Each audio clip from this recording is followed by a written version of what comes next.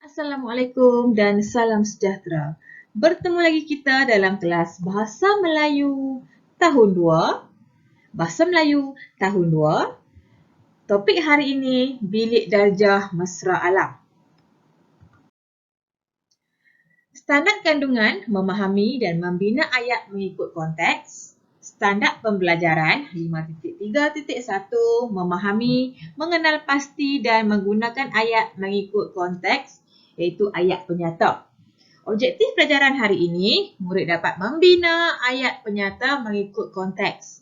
Okey, jadi hari ini kita akan cuba membina ayat penyata. Okey, sekarang kita tengok apa itu yang dikatakan ayat penyata. Sebelum itu, kamu boleh rujuk buku teks Bahasa Melayu Tahun 2, Jilid 2, halaman 34. Halaman 34, di sudut kanan buku kamu, di sudut kanan bawah buku kamu ada info bahasa. Ada info bahasa, di situ dinyatakan bahawa apa yang dimaksudkan dengan ayat penyata. Ayat penyata ialah ayat yang digunakan untuk menyatakan sesuatu atau memberikan keterangan tentang sesuatu perkara. Itu dia dah bagi tahu dekat kita apa yang dimaksudkan dengan ayat penyata. Sekali lagi, cikgu bacakan maksud ayat penyata. Macam mana ayat penyata ni? Ayat yang digunakan untuk menyatakan sesuatu atau memberikan keterangan tentang sesuatu perkara.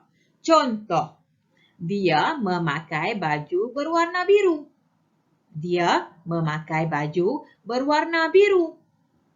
Ayat ini ialah ayat penyata.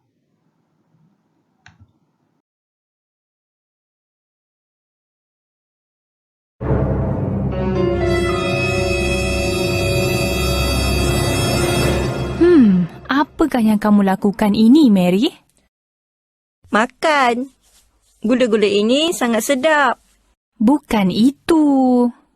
Saya membuang kertas pembalut di situ. Lihat itu.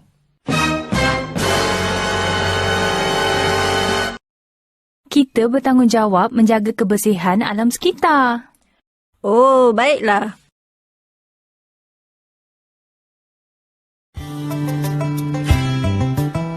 Tinggi-tinggi Gunung Kinabalu, tinggi lagi sayang sama kamu. Biru-biru hujung Kinabalu, tengok dari jauh hati saya rindu. Ini contoh ayat penyata. Ayat penyata ialah ayat yang digunakan untuk menyatakan sesuatu atau memberikan keterangan tentang sesuatu perkara. Mari teruskan pembelajaran untuk mengetahui dengan lebih lanjut tentang topik ayat penyata. Contoh lain, kamu lihat ada gambar di sini. Puan Rozana menyiram pokok bunga di taman. Puan Rozana menyiram pokok bunga di taman. Ini contoh ayat penyata. Meme menyusun pasu bunga di rak. Meme menyusun pasu bunga di rak. Ini juga merupakan ayat penyata. Ali, Ana dan adiknya bermain bola. Mereka berkelah di pantai.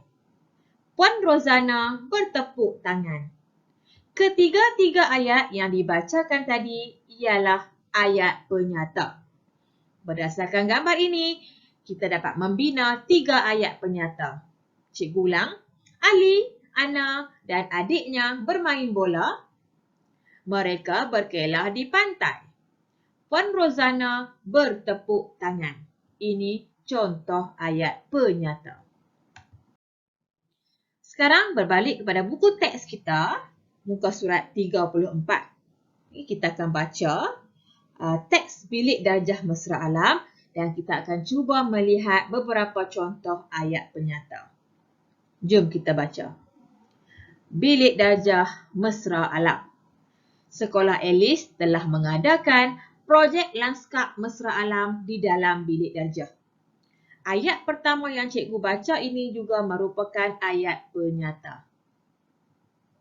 Ayat penyata. Kita tengok perenggan yang kedua. Tolong bawa pokok bunga dari rumah, kata Cikgu Hanum kepada Alice dan rakan-rakannya. Ini percakapan Cikgu Hanum pada Alice dan kawan-kawannya. Ini bukan ayat penyata sebab ini ada suruhan. Ini ayat suruhan sebab ada perkataan tolong. Ini ayat suruhan. Bawa juga barang-barang kita semula.